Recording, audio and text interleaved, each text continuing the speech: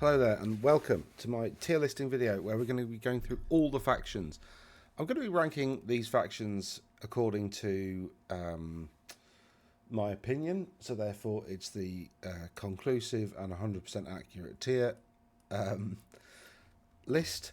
Essentially what I'm judging the factions on is essentially a combination of, I think I first heard a chap called Rob Symes describe it as this, but a combination of internal balance and external balance. So both of these have an impact on how a faction actually plays. So if the internal balance is off, then you essentially have one list that you can pick from that particular faction. So if the internal balance is off, it in fact makes the faction easier to play because the good stuff is obviously better and therefore list writing is easy. So it makes that faction easier to play with. It essentially puts you on easy mode. Alternately, if external balance is all wrong and you pick literally anything out of that faction, you end up with a good list. That's arguably even easier mode. So essentially where the external balance is off, that's an easy mode faction. Where the internal balance is off, that kind of makes it good in a way because it's easier to select armies so you can essentially get on. I'm essentially looking at this from a list picking and a list writing perspective. So how easy is it to build a list and how easy is it to then win games once you've built that list? So the internal balance, external balance, but both can be contradictory. So you can have like excellent external balance but terrible internal balance, which should make a faction sort of slightly easier in a sense. Whereas you could have, the opposite, where terrible. You could have excellent internal balance but terrible external balance, such that it's either easy or difficult. So, for instance, something like that would be, I guess. I'm trying to think of a faction now that I'll just go through it and stuff will arrive. Right, so. Hold on, I just want to get I forgot what the Cygor. The Cygor represents just beastmen. It's quite difficult to find units to represent the factions because there's in some cases. But anyway, so we're going to go for just beastmen. I'd say beastmen are average at the moment. They have good external balance. I think there's nothing in them that's massive. No, sorry, they have poor external balance. They're probably C in terms of external balance because they don't really have many swift stride options, and swift stride is really important to win games. Basically, you need those kind of super fast choices to sort of rock around the map and cause problems. So, but actually, they do have some good units. They do have some excellent magic items that are popular enough that I think it's relatively easy to find out what makes for a good beastman list. But externally, they're a bit challenged in that they're almost playing in a different meta at the moment, and that's just beastmen in general. I don't think the new book has made them so much better, although Krellmore is very good, and some of the magic items they've got now are pretty good, but I don't think they massively increase the power of beastmen. They did have a run like last summer where they won quite a few tournaments, so they are good, but it's difficult to play as good, if that makes sense. So, and because they're playing a different game, in fact, I'll put them in challenging actually as beastmen. I think they are a challenge. That's not to say that you can't get good results, but they are a bit of a challenge. Elise, I think, represents just plain Bretonia, because that would make sense, because these are, I'm pretty sure, are alphabetically arranged. So pure Bretonian list, I would say, are good. They're fairly easy to play. There's not a lot of external balance is a bit out of whack, but you can pick a rubbish Bretonia list, don't get me wrong. So that's why I've put them there. They're relatively easy because they've got some good core mechanics as a faction. The blessing's great. The fact that you know that you're not going to get the first turn, that you're going to automatically give it to your opponent, means you can build your list that way, which actually really helps.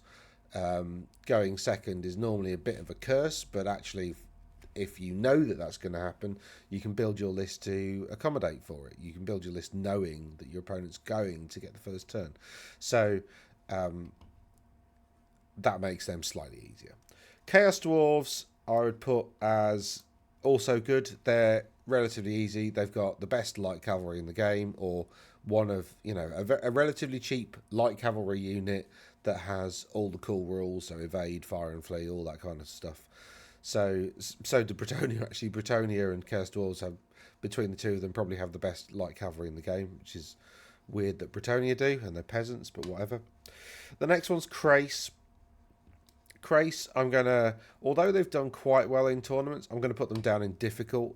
The Crace army list option really limits you to units that aren't very good, and you're facing a massive uphill struggle to get anywhere with them, I think. Because Crace and Woodsman, which are the new unit, are essentially strength 4 bows. They're about as expensive as Dwarf Rangers and nowhere near as good. So they're a bit meh. Yeah, I love Crace, like, in terms of the lore, but in terms of what they've done rules wise, and in fact the models are pretty sweet as well, but what they've done rules wise, I don't think really does them much justice, and makes them incredibly difficult to play with, because, like I said, you're limited to big blocks of slightly rubbish skirmishers that are quite, well, slightly rubbish for their price anyway. Big blocks of infantry that, yes, it's got AP3 great weapons, that's pretty cool, but they are great weapons, which means your initiative's down to 1, which negates one of the key strengths of the high elves being high initiative. Well, Crace aren't. And then you've got the lion chariots, which are very, very good. But again, they're chariots, so you need to kind of get them into combat. They're a counterpunch unit, so you've got to be quite clever with how you play in order to get value out of them. Dark Elves, I'd say, actually are average. Once you work out a good list, they're pretty good. The problem at the moment, I think, is because of lack of models. You just can't buy the models to build the factions that you want. Because typically, really, you see 1 or maybe even 2 dragons. They've got the best dragon in the game, so they're a really good candidate for a 2-dragon list. Yeah, they're pretty. They've got some really good options. The Death Hag with Ogre Blade and tons of extra attacks and hatred and stuff is wicked. Witch Elves are pretty good, actually. They're a bit challenging to wield, but once you get them there, they're pretty good. So yeah, I think Dark Elves are fairly average, actually. They've got some good options. They've got some terrible options. Internal balance is a bit rubbish, and external balance is a bit rubbish, but all adds up to averagely so, in my conclusive opinion. These are dwarves. I'd say dwarves as a faction are a bit challenging. They've got a large roster. Internal balance is way off, in that there are some units like miners that you just will never see on the table because they're awful. But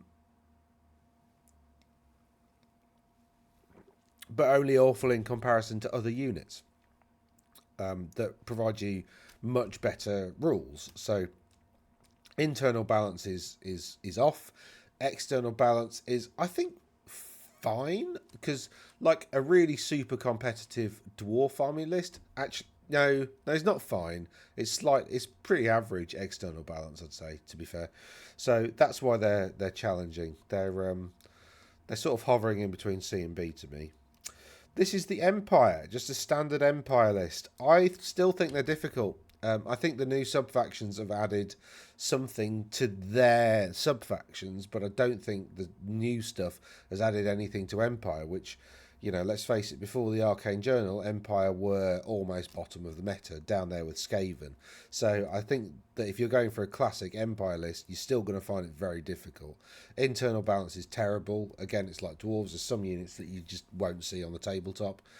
And there are some units that you always see. For instance, Empire Archers appear in pretty much every single competitive list because they are so useful and so cheap.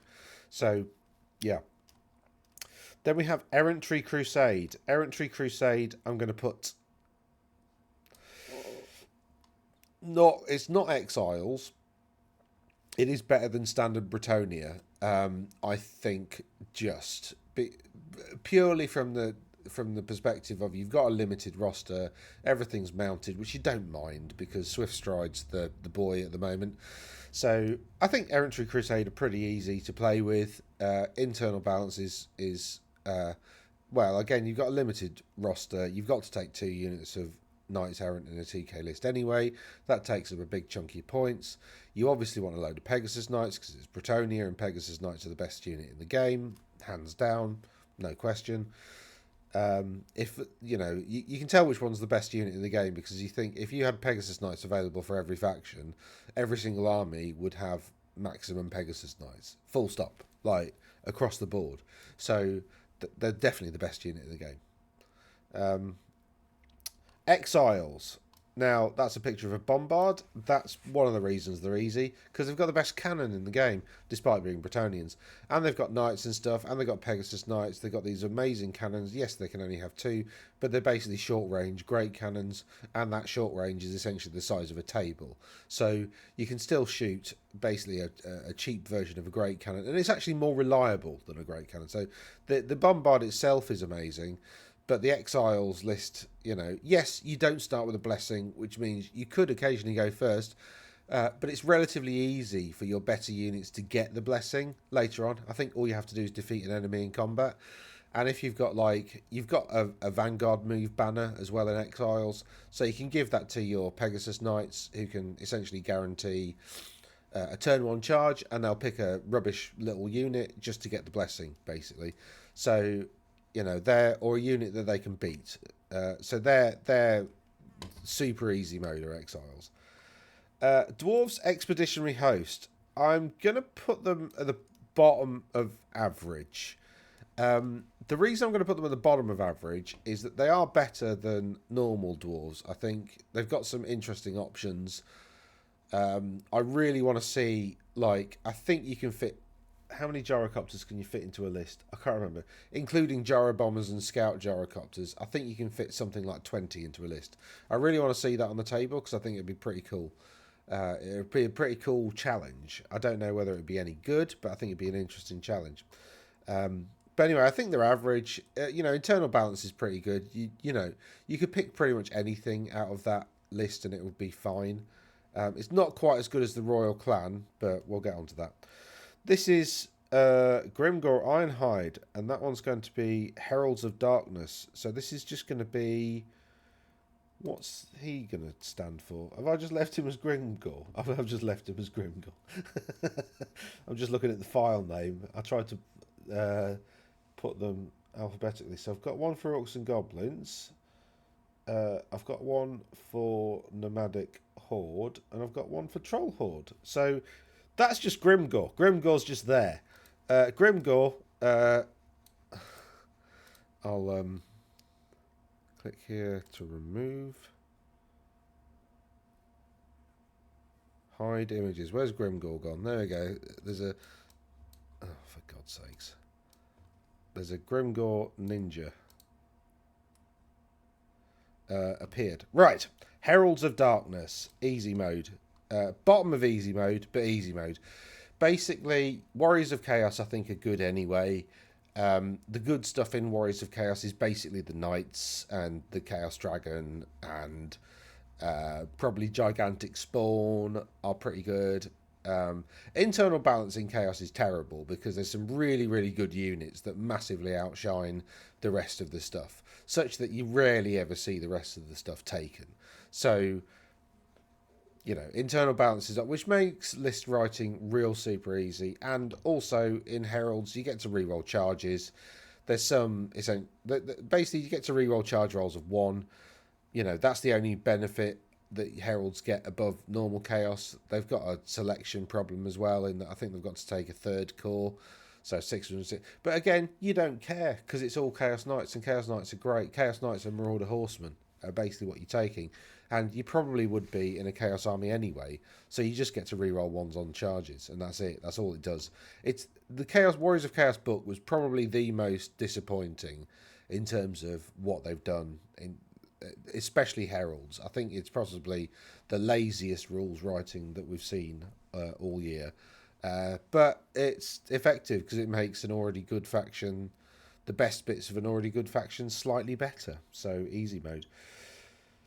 This one's just generic High Elves. I don't really know what to do with them. I think I'm just going to stick them around Dark Elves. No, they're better than Dark Elves. They've got a really good... But so Dark Elves have got a really good dragon too. Yeah, I don't know. I think they're probably more or less there, to be honest. They've got better items, definitely, than Dark Elves. So, yeah, their items make them easy. I don't know whether Chaos Dwarves are at the top end of... No, internal... Well, internal balance is rubbish, so... It's easy to write a list for Chaos Dwarves, really. It's just who to pay, what to pay your core tax on. The rest of it, like Iron Demons for days, basically. But anyway, shut up. Right, this one, I think is supposed to represent Khemri. Yeah, I've just called it Khemri. Khemri are good. No, put that down there. Khemri are good. Possibly even top end of good. I'd say generic Khemri are probably about on par with all of these. I don't know on ordering, but they've got.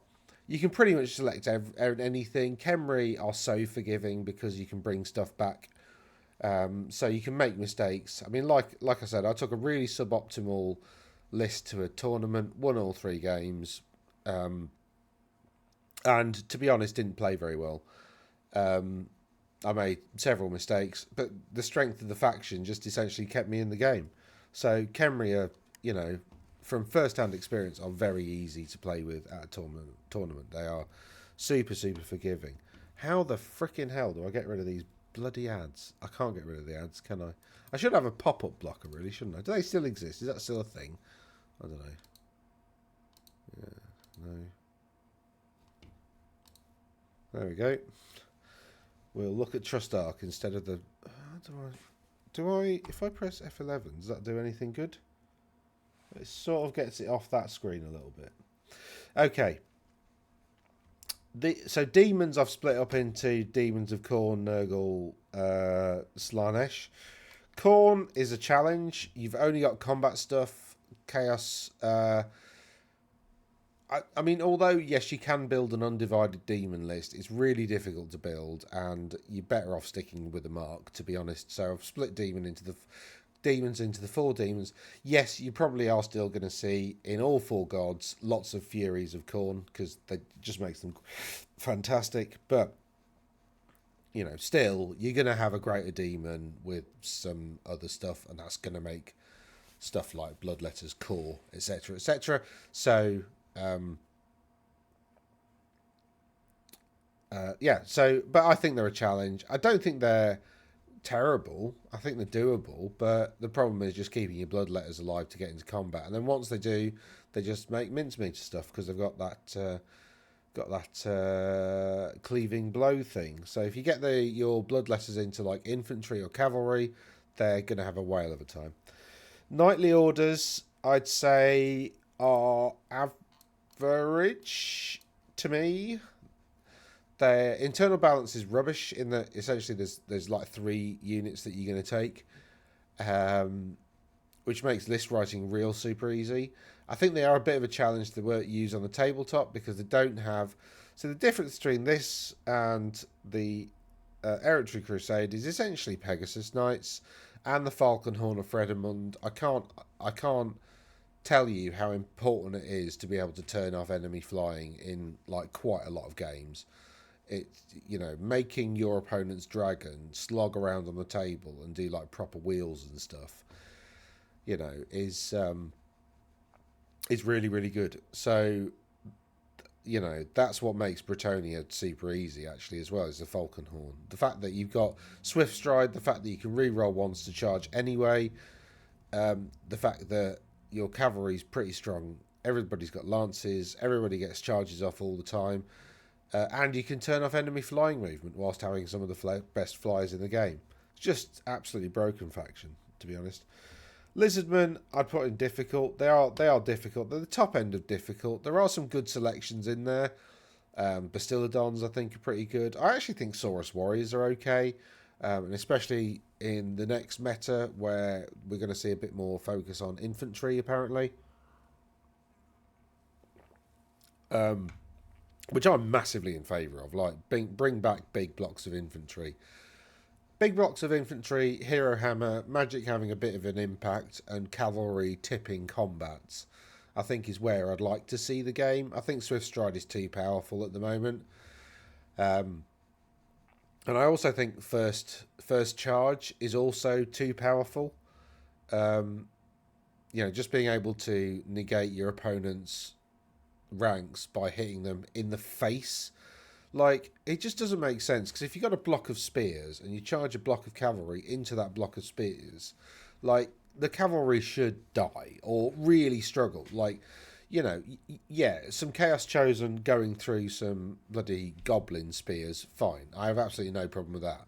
But, like, Empire Knights charging into a high elf, shield and spear wall, I don't buy it. Like, the elves should win that, but they often don't because they lose their ranks. They've lost a few casualties to the initial impact. So I think they need to do something with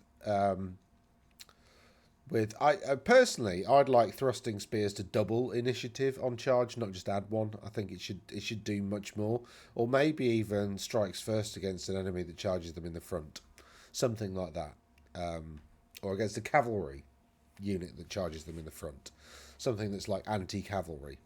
I think that would be pretty good. Right, anyway. This is supposed to represent Minotaur Horde. I think it's going to be... average. Writing the list is going to be easy, because I tried to write a list the other day, and basically once you've selected all the good things, you've run out of points. So I think I had a Doom Bull, a War Bull, the lesser Doom Bull, whatever they're called, Gore Bull... or something. Anyway, Minotaur Lord, Minotaur Hero, 2 units of Minotaurs, a Herdstone. I had 2 units of 5 Minotaurs, I think, and a Herdstone, and 2 units of 5 Minotaurs, and a Herdstone comes to the 660 points-ish with a magic item. And then you spend a few $100 points, and then I just thought 3 Cygors would be pretty cool, and I've got like 100, nearly 200 points spare, and I don't know what to do with that.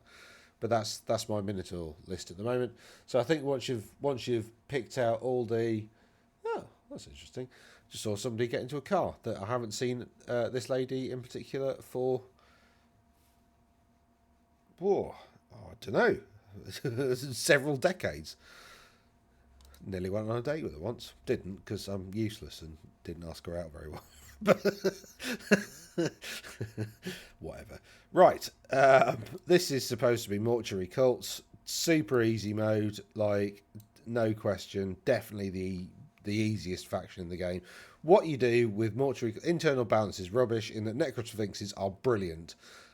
Dragons are brilliant. So what you do is you take 2 dragons, you take 3 Necrosphinxes, you pay your core tax with some stuff, you take some swarms so that you can add bonuses to casting. Not that you really need it, but just because you can. It's more kind of Goldblum thing, They spent so much time thinking about whether they could do something, then they never stopped to think as to whether they should. But anyway, yeah, that's that definitely easy mode. I mean, you don't. Those lists write themselves, and as discussed, Khemri are super forgiving. You can make cock-ups in games, and it's fine because you can heal and actually kill it. Even killing a Necrosphinx in one turn, even if you've got that big 100 and whatever it is unit of goblins, that'd still sort of struggle to kill a Necrosphinx in one turn because it's got heavy armor and 5 up regen, which is something like. The Necrosphinx is just broken, right? It's about 50 points too cheap. I'd say it's even more than that. Like, the Gorgon is 245 points, right? The Necrosphinx is what, 195, something like that, 200-ish, something like that. The Necrosphinx has 6 wounds, toughness 6, a 5 up save, a 5 up regen, has got Indomitable 2, is unbreakable because it's undead, and can fly 10 and has Swift Stride and has Killing Blow and has one Monster Slayer attack. Like, all of that together is just absolutely nuts for a model that is less than 250 points. Absolutely insane. It's insane that you can fit. I mean, if you didn't have the 0 to 3 restriction, you could fit like, I can't remember, I think you can fit 5 in your army. Absolutely broken unit. And yeah, uh, needs it. I don't disagree with the rules for it. I think the rules are actually quite fitting for the model and how it works and the lore and everything. I think all that's pretty good. So I just think it just needs to be higher pointed. I don't think there's anything fundamentally like wrong with its rule set. I just think it's too cheap. Then we've got the Nomadic Horde. I'm going to put them as good. In that they are quite easy to build a list. Sort of, actually. There's some weird rules about who can be big boys and how big uns, sorry, big boys, who can be big uns, and like how you, what was the? Oh yeah, how boar boys become core. It took me a while of reading to figure out exactly what they meant by the rules. They're not. Well, I mean, maybe I'm terrible at reading rules, but I thought they were a bit weirdly written. Nuln. I'm going to put Nuln as average. The lack of wizards is a problem. The huge amount of artillery that you've got is not a problem. So you can take... I don't think you can take 2 steam tanks, can you? I thought... Empire of Man... Nuln... Yeah, you've only got 500 points of rare still, so you still can't take 2 steam tanks, which is absolutely awful. But because it's null, you've got outriders for days. You know, you can outriders become core. You're probably going to fill up your core slots with outriders, realistically. Oh, I think you've got to take a unit of null veterans or null state troops, haven't you? But yeah, I mean, the list kind of writes itself, so it's an easy-ish list to write. You know, internal balance is terrible, so Hellblasters, steam tanks, the occasional cannon, maybe the occasional mortar if you've got some spare points. Loads of engineers, loads of handgunners, and something heavy to take up space and to hit the enemy back. I mean, you're allowed Empire Knights. You're allowed a war wagon, that's pretty tough. And also, of course, you're allowed a steam tank, which you can, like, just, well, get up in their grill, really. Steam tank and 2 Hellblasters. I think 240. Oh, no, you can't have 2 Hellblasters because of those 5 points on the steam tank. Interesting. So, I'd say, well, I say the list writes itself. I'm now having second thoughts. Maybe Nuln is challenging. I think Nuln is... Oh, is it? Yeah. Yeah, Nuln is challenging. Nurgle. I think Nurgle's fairly average. They've got some good units. There's a trick on the Great and Clean one in that Nurgle have this armor. Magic... Well, it's a demonic gift. But it's basically a suit of armor for the Great and Clean one. That I'm not sure whether it. I don't think it's meant to turn off his magic, but I think it accidentally does. Oops.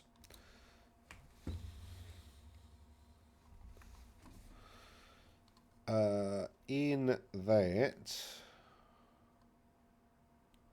where's God's sakes, demons.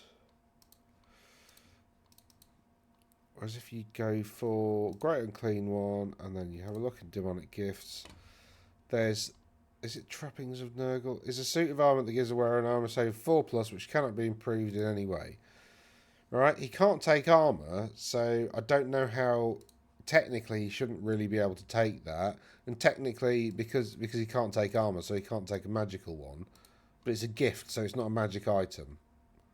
But anyway, it's a suit of armour, which means it turns off his wizardly stuff, doesn't it? Because he can't wear armour and cast spells without penalty. So I think that's a bit of a trap. But anyway, they're pretty decent. They've got some good options. In terms of core, Plague Bearers are pretty nice because loads and loads of poison attacks and they're tough. The Plague Bearers on flying rotfly sort of things, whatever they're called, they're pretty decent because they're fast. Well, they've got fly 9. They've only got movement 1 or 2 or something. So having them scuttle around on the floor, they're very, very slow. So stuff that turns off flying will really massively impact them. But I think on average they're pretty solid. They've got some good options with secondary characters as well. They're not amazing, but they're pretty solid. Ogres, I think, are challenging in general. Once you work out that Mournfang Cav are the path to victory, and putting your heroes on monsters is a terrible idea, then you're on the right track with them, and then they become a little bit easier to play with, but they're still a bit of a challenge because they don't really have a lot of numbers. You can counter that by taking Noblars, but Noblars, despite the fact that they're incredibly cheap, which is their main benefit, they don't really do anything else, so they're a bit of a challenge.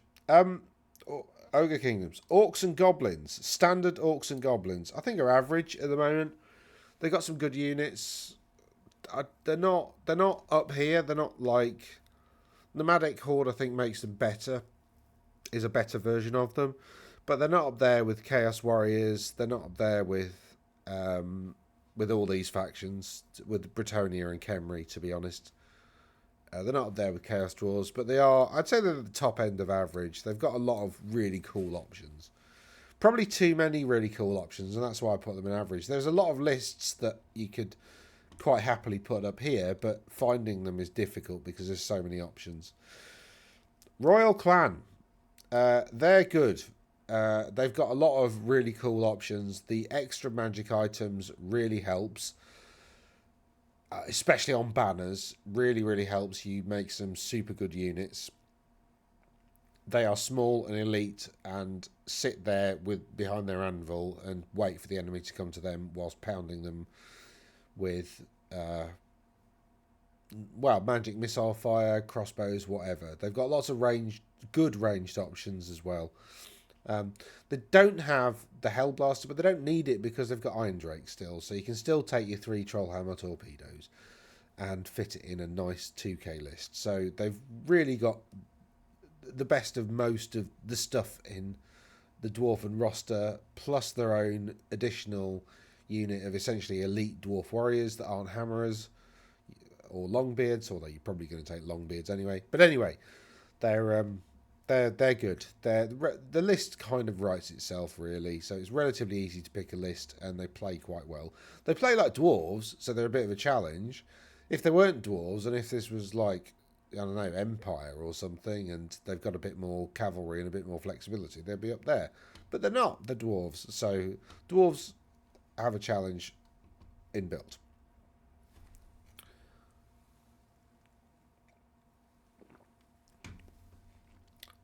Royal Host for Tomb Kings.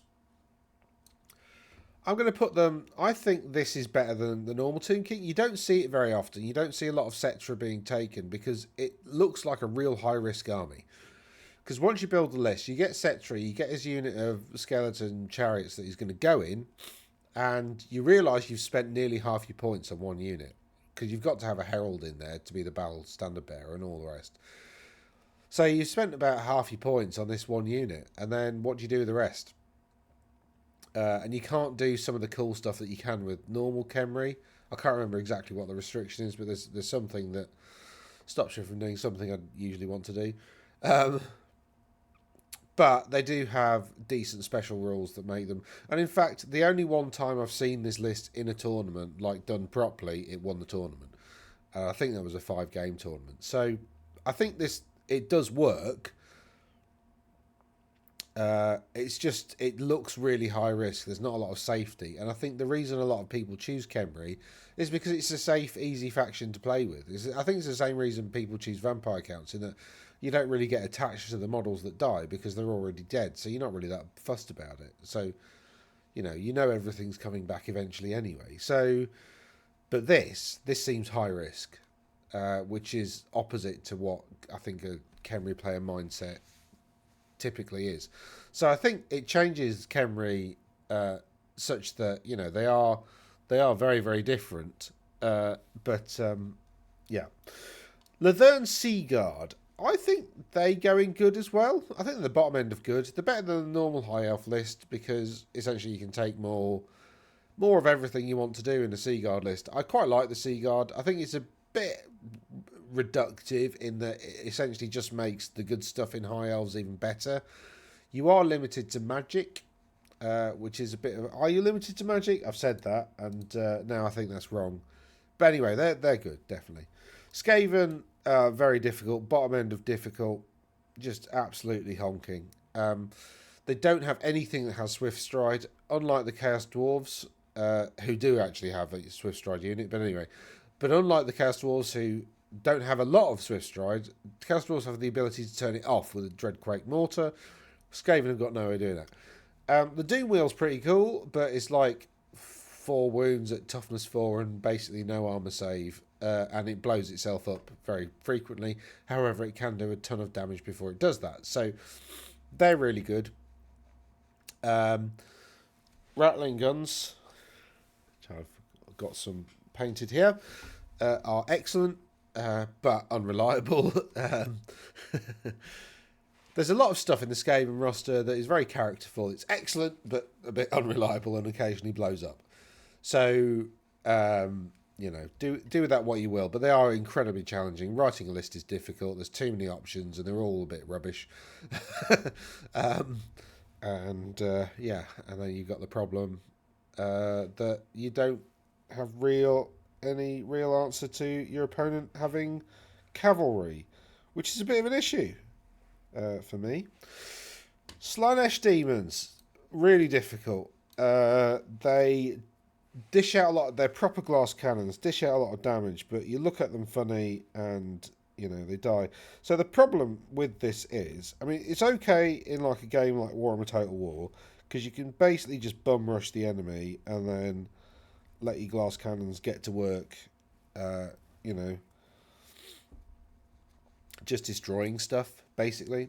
But on a tabletop battlefield, the problem is that either stuff gets shot to shit before it gets there, or it does get there and it does a little bit of damage and then your opponent swings back. And because in combat everything's fairly samey, averagey, despite Demonettes being quite good, they're not going to kill the entire fighting rank. So they're going to get somebody swinging back, and any one person swinging back will probably kill a few. So they're in a pretty tough place, I think. Talzin. I put Treekin for Talzin because I think it really does lend itself to a kind of a sort of a Treekin-y sort of list, which I'm quite glad. I think they're in this spot here with the other elves. They've got some advantages. They've got a new law that really benefits Treeman Ancient, but they haven't fixed the core problem with Wood Elves, and that is they just don't feel manoeuvrable enough. And I know that sounds really weird, but like it just doesn't feel like your Wood Elf commander has quite enough tools to do the job. They just need like one more little thing. I don't know what it is. I don't know what the rules writers could do to fix it. Like maybe make all their bows AP1, although that would probably be too powerful, wouldn't it? I don't know. There's just something. There's just a little thing missing from the Wood Elf picture that would finish it off and make them good. But to be fair, they are average. Like they have challenges, they have strengths. Troll Horde, I think, are at least the top end of average, if not the bottom end of good. They've got some really cool mechanics. The ability to re-roll regeneration. I know there's a lot of flaming attacks out there, but Jesus, re-rolling a 5-up regen is absolutely insane on all those wounds. Absolutely horrendous. Because essentially what happens is you go from 2/3 of damage going through to 4/9. So you've gone from like out of 6, you've gone from 4 to 3 wounds going through. Which I know doesn't sound like a lot, but once you multiply it up by like 18 stone trolls, right? You know, that's just giving you basically another 18 wounds. That's another 6 whole stone trolls because of that reroll. Like, no, it's not. That's another 2 whole stone trolls because of that reroll. So, you know, that's pretty decent. Oh no, it's 18 more wounds, isn't it? Yeah, it is another 6 whole stone trolls because of the reroll. So, if you can work out a way of reducing the impact of stupidity, Troll Horde is definitely the way for you. And there is a way of doing it. Not that you get rid of it, but it just makes your army a bit more reliable. Tzeentch Demons, I think, are there. Actually, yeah. They have some really good tools. You can flood your army with wizards. I think you can end up with something like 1 level 4 and 5 level 3 wizards in a list quite comfortably, and with a few bound spells thrown in as well. So they can go real wizard heavy. The problem is once they get into combat, they just flake away and die so quickly because they've got no staying power. So lots and lots of magic, lots and lots of magic missiles, but quite susceptible to a big dragon just tearing through the whole thing. Vampire counts are top end of good. In fact, middle of good. Middle of good. The problem that vampire counts have is that their roster is too big, so it's really internal balance is terrible, and it does take a while to figure out what the internal balance is it takes a while to figure out what the really good stuff is, and there's too many options. So writing a list is really hard. But to be honest, anything in the list with as long as you've spotted the Scepter of Denuaro, which allows you to res twice a turn, you gold. No, thank you. Don't look at ads. Let's look at the trade desk. Cares about your privacy, and this is how we're going to breach it. I joke. Of course, they're not going to breach your privacy. They're just going to steal all your data and tell you they're going to steal all your data. Because that's what GDPR did with I don't know about the rest of the world, but we had this bit of EU legislation called the General Data Protection Regulations, and that was how Britain chose to implement the EU directive in the UK. And everybody went nuts, putting all these stupid disclaimers everywhere about this is how we're going to use your data. I frankly don't care. I know you're going to use it. Right, anyway, Warriors of Chaos, average. Good. Yeah, I'd put them in good. I don't think they're top end of good. I think it's easy-ish to choose a list. It is also easy to choose a bad list. So, meh. Wolves of the Sea, I'm going to put in average. It's difficult to choose a list, but I think there are a few really strong competitive lists. They're actually quite difficult to see, and I think looking at a lot of lists, I think a lot of people get bogged down with marauders rather than and try and build like a characterful Wolves of the List army rather than what they should be doing, which is spamming skin wolves. Wild Hunt, I think, are better than Wood Elves. Quite significantly, or just a little bit? Significantly, or just a little bit? Where have I actually... I haven't done Wood Elves, have I? I've done Talzin and I put it there. Is the Wild Hunt better or... I'm going to put the Wild Hunt here. I think it's a bit of a player trap. Because there's lots of cool stuff that looks like it does a lot of damage. But so the Wood Elves, and this is, I think, where people keep getting them wrong. Your heavy cavalry is the Sisters of Twilight. They've got a 4-up ward save. That is one of the best saves in the game. Yes, they're toughness 3. Yes, they've only got 1 wound. But that is, your sisters are your heavy cavalry. Objectively, that's what they do. They also have really good ranged attacks, and they have poisoned attacks, I think, with AP. So they do quite a... They're not Wild Riders, but they are certainly the first wave that you want to send in to hit someone, and then you send in the Wild Riders after, or at the same time. Like, you want those 2 units with each other, I think. Or with some Glade Riders or whatever. And I think the Wild Hunt does kind of lean into that. But the problem with that is that it's all glass cannony. So, yeah, you charge your Wild Riders, and this is where the player trap is. You charge your Wild Riders into a unit, you delete that unit. Fine. But your Wild Riders also get deleted. So, like, you've got to pick your target. And when I say you delete that unit, you delete the front rank and win the combat. But if you're all dead... So you need to have... It's difficult to wield. It's difficult to wield. It's like high elves. If you hit every... It's like all elves, really. If you hit every single note right throughout an entire battle, everything will go swimmingly. You make one mistake, one fuck up, and you've lost.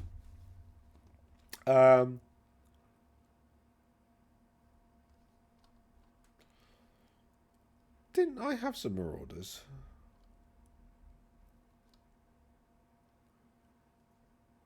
Warriors of Chaos. Because I remember saying spamming skin wolves. Where did I put them? Oh, I've messed up, haven't I? Ugh. Oh,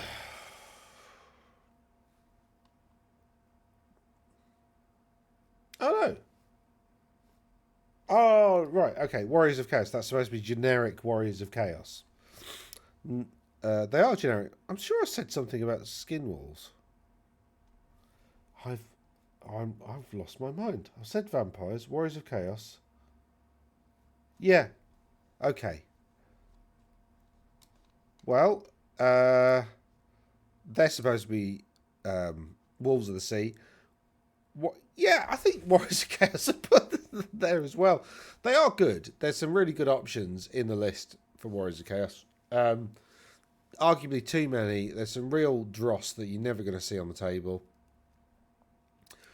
But there's some really good stuff that's like weirdly chosen knights. I think are just not worth the points. They're so expensive for what they do. I think that super elite cavalry in this version of the game are weirdly undesirable. They're just too expensive, and it's too many points. It's too many points in a one wound model that really doesn't. Yes, it's got a 2-up save and a 6-up ward, which looks quite good on paper, but in reality, 5 or 6 arrow shots get through and you've just lost a model. And it's relatively easy to get 5 or 6 wounds with a unit of archers. So, a unit of archers can kill a knight, and that's not good. And then finally, Wood Elves. I'm going to be real super lazy and put it here with the other elves. I think, in fact, I'm actually going to put Wood Elves here. I think, so this is the question. Is the Wild Hunt easier to play with than normal Wood Elves?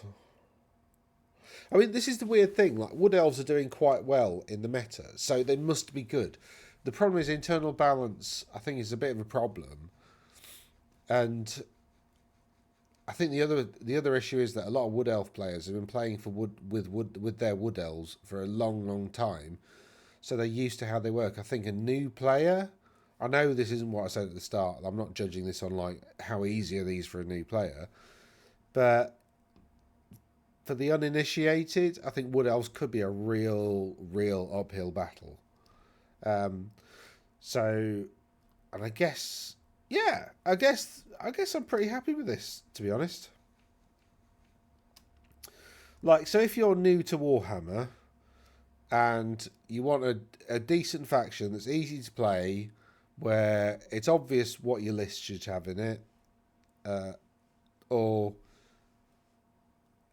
pick anything out of the roster and it's probably okay, these 3 factions are it. If you want... something that requires a bit of brain power. Actually, I'm going to put Cetra down to average because he requires quite a bit of brain power because he doesn't play how a traditional Khemri army plays.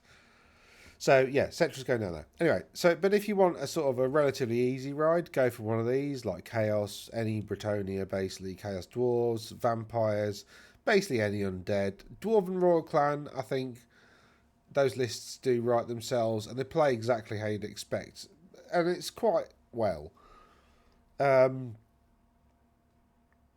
Wood Elves are hard mode, definitely. Apart from maybe Talzin, because you can take a load of tree stuff, which adds to your toughness, and there's a lot of skirmishing things and lots of cool mechanics. Skirmishing's a pretty good mechanic in current Warhammer. So, and these are definitely hard mode. Like, don't for the Empire are cool, but don't for the love of God go for Empire as your starting faction, because it's just really difficult.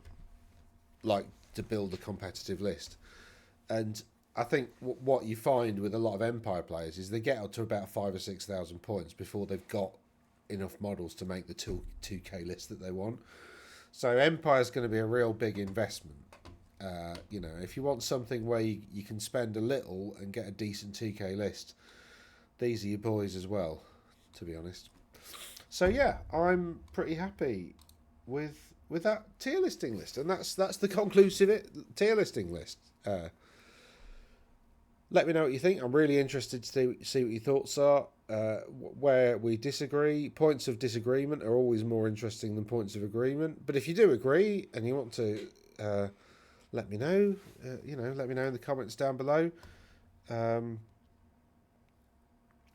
Super Gaia yoga pants, only 90. What a rip-off. Sweaty Betty, you are middle class twee shite, in my opinion. Right. Well, if that ads are going to pop up, then I feel free to criticise them. This one says, big fan of... I hate advertising, like, with an absolute passion. Like, it really winds me up.